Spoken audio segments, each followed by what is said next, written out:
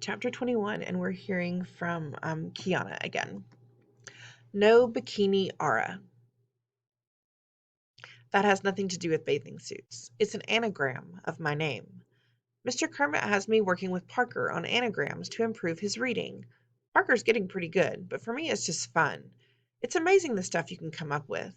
For example, Zachary Kermit can be scrambled into crazy tram hike, or Aldo Braff into fold a barf.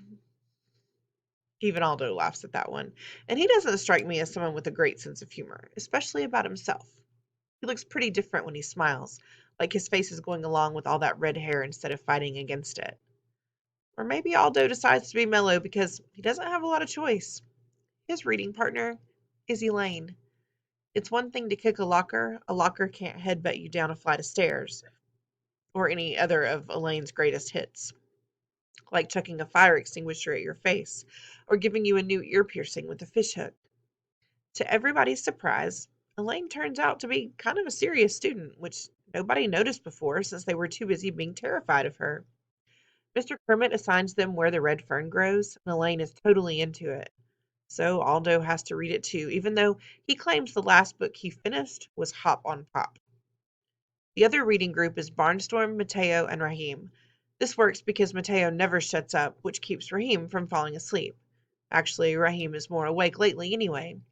Mr. Kermit talked to his stepdad, who agreed to move his rock band's nighttime rehearsals to an alternate venue. Guess where? An empty storage garage at Terra Nova Motors. Sometimes I join those guys because Parker goes to a reading specialist 3 days a week. That makes four of us, but it's usually just three because Raheem isn't around as much these days. Mr. Kermit got him accepted as a part-time art student at the community college on the other side of the river. Since he draws all the time anyway, it makes sense to send him somewhere that's a good thing.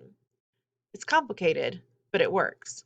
On any given day, Barnstorm might have three partners, or two, or just one. It doesn't make that much difference because the only thing he really cares about is puffy tails. Like any athlete, Barnstorm's competitive, but since he's sidelined from sports, all that competitive energy gets channeled into Good Bunnies. His parade of puffy tails stretches past the basket of carrots off the poster and two-thirds of the way across the wall. He's miles ahead of me in second place. Mostly that's because he won't cash them in. He's too greedy. Whenever my line of puffy tails reaches the carrots, I redeem them for a reward. Our class has already had two pizza parties thanks to me. Plus, I lent Aldo a bunch so he could pay off the penalties for some late homework assignments. That was Mr. Kermit's idea. He's using puffy tails to teach us how an economy works. We're free to trade them, spend them, sell them, or lend them, but the lenders have to charge interest. Aldo owes me 10% every week, and he's sinking deeper and deeper into debt. You're a sucker, Barnstorm tells me. He's never going to pay you back. It's puffy tails down a sinkhole. He is so, I defend Aldo, and with interest. Using what? Barnstorm retorts. He's never earned a single puffy tail. Aldo leaps up. I have too. I just spend mine on fines and stuff. Sit, Elaine rumbles, and Aldo plunks back down onto his chair. Barnstorm won't let it go. Name one thing you ever did for a puffy tail. Aldo thinks hard. I changed the bulb in the projector. No, that was Raheem, Mateo puts in. In frustration, Aldo runs his hands through his red hair, which makes it even messier. Big deal. Who cares about a bunch of rabbit butts? I glare at Barnstorm. I have faith in Aldo. Oh, yeah? He shoots back. Why? It's a good question. Why would I put my trust in a bad-tempered redhead and a straight D student? Well, part of it is probably because I don't care that much about puffy tails to begin with. But I think the other part might be Vladimir.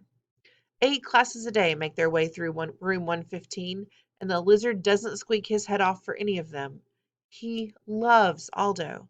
Only Aldo. And aren't animals supposed to have instincts about people who are good at heart? I turn on Barnstorm. At least Aldo's not a tight-fisted cheapskate like you. When the year's over and we're in high school, all those puffy tails will be worthless. You can't take it with you, Elaine adds philosophically. Barnstorm is smug. At least I'll be rich. You're a Ferengi, Mateo tells him. That's a race of aliens from Star Trek. They worship money and profit above all things. Settle down, Mr. Kermit says mildly. We're free to spend or not spend our puffy tails however we choose. That's how a market economy works.